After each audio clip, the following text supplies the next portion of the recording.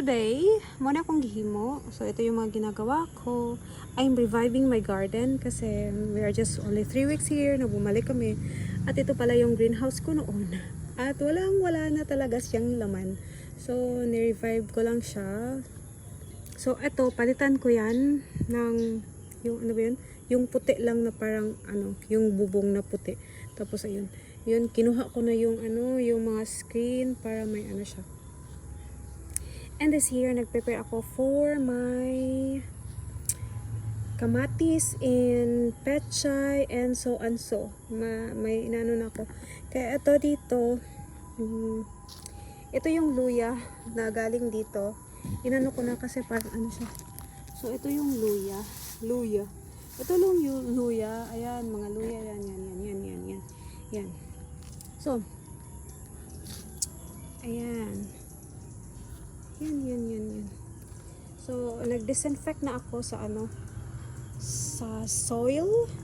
Kasi kailangan siyang disinfectant kasi pag di ko na kasi yung soil if baka marami siyang mga insekto sa loob. Ito pala yung inano ko. Ito yung mga orchids and some flowers here. And ito pala yung ginawa ko. That is with pitonia. Bulaklak yan. And kamatis, may basil, kamatis. Tapos yung iba't ibang klase ng sunflower. Ayan, may din dito, may pechay at saka nakalimutan ko na yung pechay at saka watermelon. May inano din ako dito. And so on. Ayun. Yun yung ginawa ko para sa dito. Ito na yun, para dito sa garden ko. So, guys, ang dami ko pang lilinisin. Ayan, nag-disinfect din ako kanina dito sa mga sa mga dahon dahil marami siyang uod. Para siya namamatay. Ayan, dinisinfect ko na yan. Ayan, nag-disinfect ako. So, sabihin ko na yung maginawa kong disinfection mamaya na siguro or either in the next. So, ito pala yung calamansi. This is the calamansi. Yeah. Ayun, may papaya.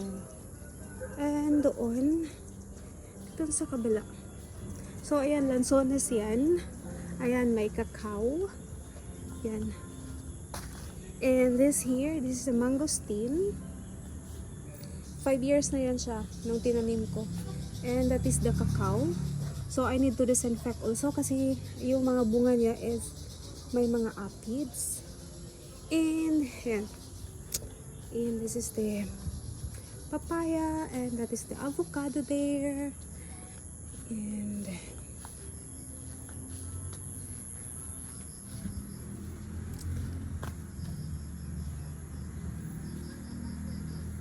that is the mulberry.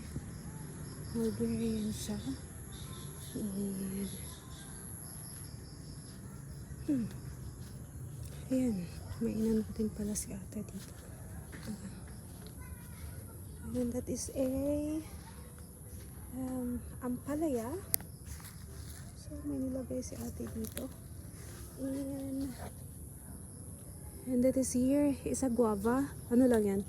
3 years. Tapos ayan, pwede na siyang makain. Ayan, may mga bunga na rin siya. Marami siyang bunga pero kailangan ko siyang i-disinfect. Ayan, mga aphids yan. And I have the grapes here before, pero nawala na siya. Ayan, may cacao din. Yeah, may papaya din. Yes. And that is the house.